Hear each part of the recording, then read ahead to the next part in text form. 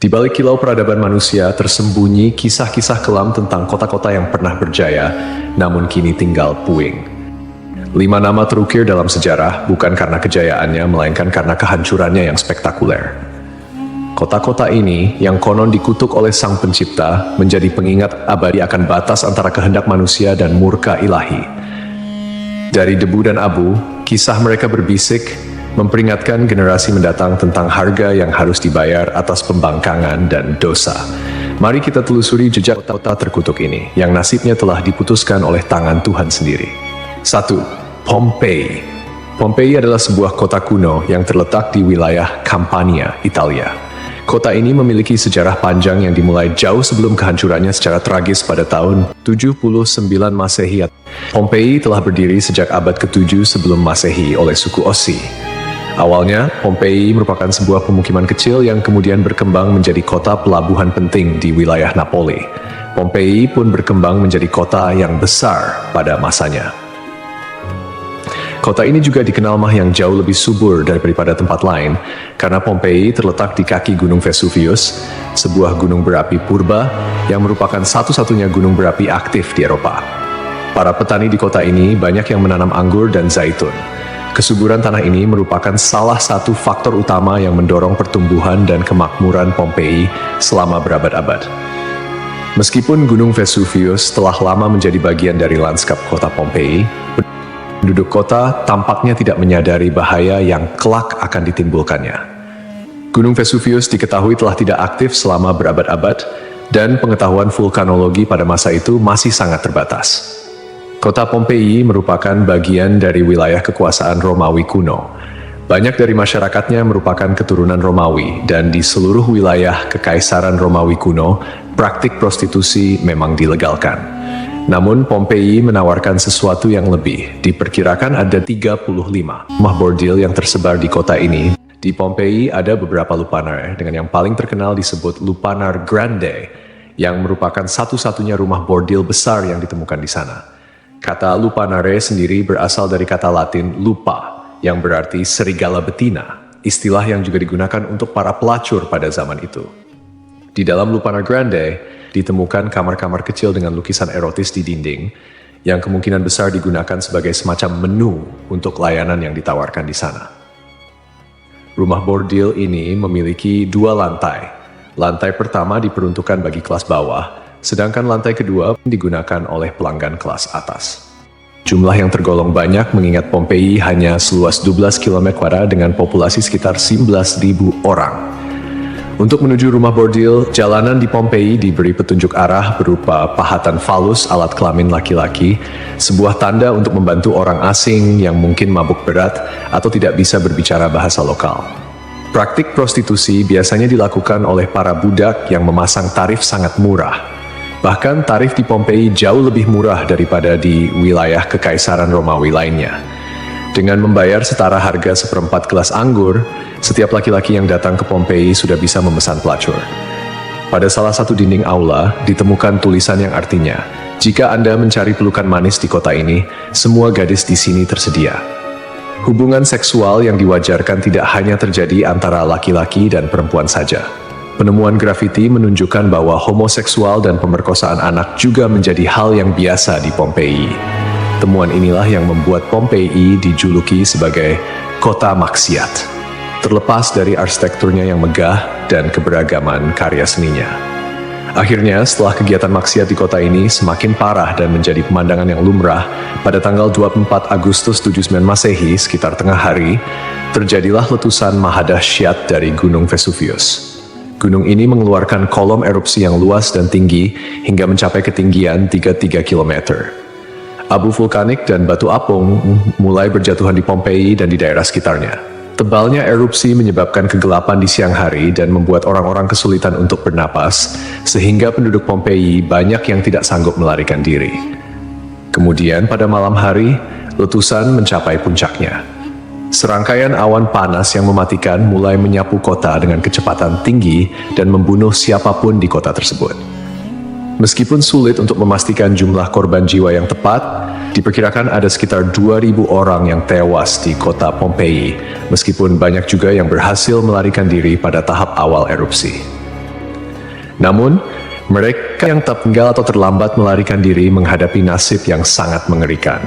Kota maksiat ini hancur lebur bersama 500 tahun.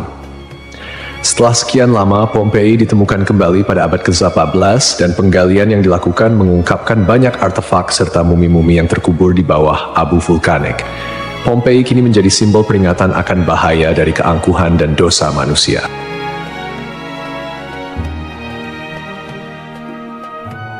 Kisah Desa Legetang.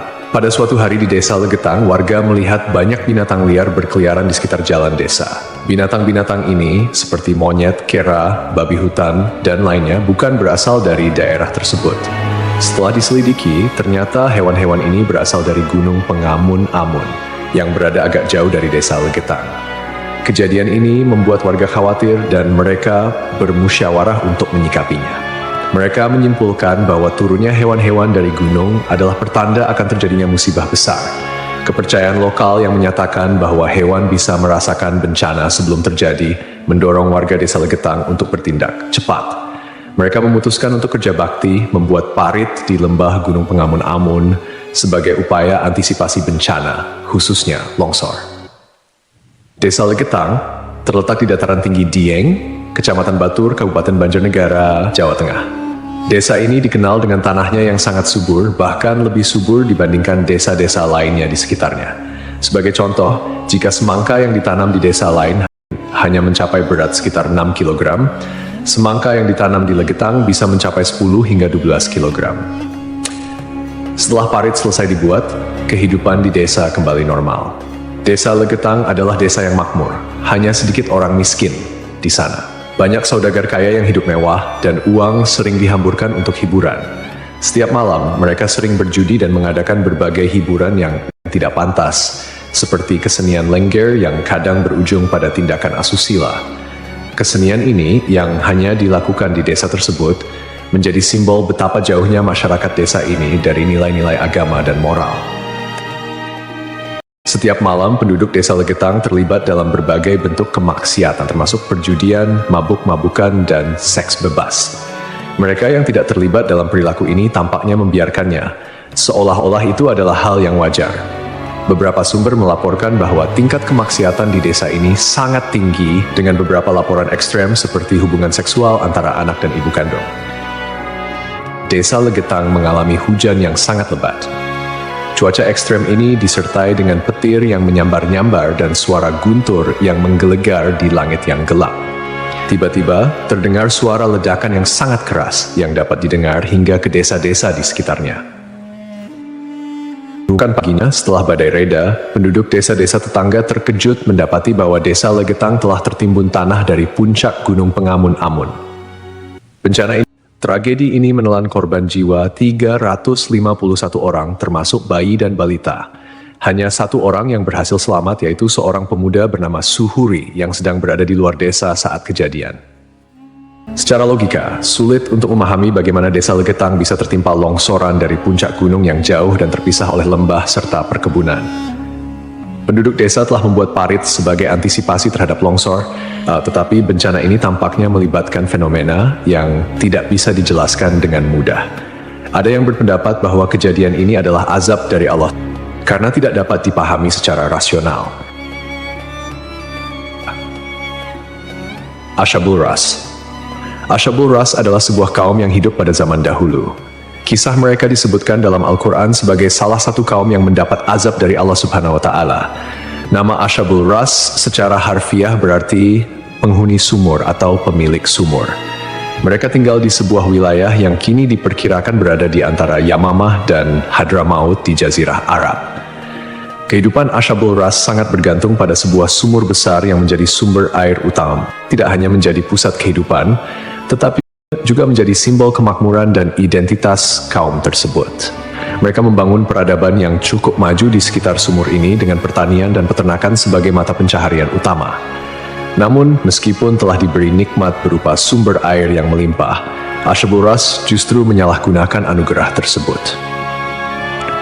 Mereka mengembangkan sistem kepercayaan yang menyimpang dan menyembah pohon cemara besar yang tumbuh di dekat sumur mereka. Pohon ini dianggap suci dan dijadikan objek penyembahan, menggantikan Allah Subhanahu wa Ta'ala sebagai Tuhan yang seharusnya disembah. Kemusyrikan Asyabul Ras tidak berhenti pada penyembahan pohon saja. Mereka juga mengembangkan praktik-praktik yang bertentangan dengan ajaran Tauhid, seperti membuat patung-patung yang merepresentasikan dewa-dewa mereka, kemudian melakukan ritual dan persembahan kepada pohon cemara, serta menolak ajaran-ajaran monoteisme yang dibawa oleh para nabi dan rasul. Allah Subhanahu wa Ta'ala dalam rahmatnya yang tak terbatas tidak langsung menghukum Asyabul Ras. Sebaliknya, Allah Subhanahu wa Ta'ala mengutus seorang nabi kepada mereka untuk membimbing dan mengingatkan mereka akan jalan yang benar. Nabi yang diutus ini, menurut beberapa riwayat, adalah Nabi Syuaib, meskipun ada juga yang berpendapat bahwa ia adalah nabi yang lain yang namanya tidak disebutkan dalam Al-Quran. Nabi yang diutus kepada Asyabul Ras berusaha dengan gigih untuk mengajak kaumnya kembali ke jalan yang lurus. Ia menyampaikan risalah Tauhid, mengajak mereka untuk hanya menyembah Allah Subhanahu wa Ta'ala dan meninggalkan penyembahan terhadap pohon dan berhala. Nabi ini mengingatkan mereka akan nikmat-nikmat Allah Subhanahu wa Ta'ala yang telah diberikan, termasuk sumur yang menjadi berkah dalam kehidupan mereka. Namun, meski telah diingatkan, mereka tetap keras kepala dalam kekufuran dan kemusyrikan, bahkan mulai mengancam dan memusuhi Nabi yang diutus kepada mereka. Penolakan ini berlangsung dalam waktu yang cukup lama, menunjukkan kesabaran Allah Subhanahu wa Ta'ala dalam memberi kesempatan kepada hamba-hambanya untuk bertaubat. Setelah bertahun-tahun menolak ajakan Nabi mereka dan tetap teguh dalam kekufuran, akhirnya azab Allah Subhanahu wa Ta'ala turun kepada kaum Asyabul Ras. Azab ini datang sebagai konsekuensi dari penolakan mereka yang terus-menerus terhadap ajaran Tauhid dan ketekunan mereka dalam menyembah selain Allah Subhanahu wa Ta'ala. Menurut beberapa riwayat, azab yang menimpa Asyabul Ras terjadi dalam beberapa tahap. Pertama, terjadi kekeringan dan paceklik. Allah Subhanahu wa Ta'ala mulai mengurangi curahan rahmatnya dengan menahan air hujan. Akhirnya, terjadi kekeringan berkepanjangan. Tanaman-tanaman mereka mengering dan ternak mereka mulai mati kelaparan. Ini merupakan peringatan awal bagi Asyabul Ras, namun mereka tetap tidak mengindahkannya. Kemudian terjadi pencemaran sumur. Sumur yang menjadi sumber kehidupan mereka tiba-tiba tercemar. Airnya berubah warna, berbau busuk, dan tidak layak dikonsumsi. Hal ini menyebabkan krisis air yang parah di kalangan Asyabul Ras. Lalu datanglah gempa bumi.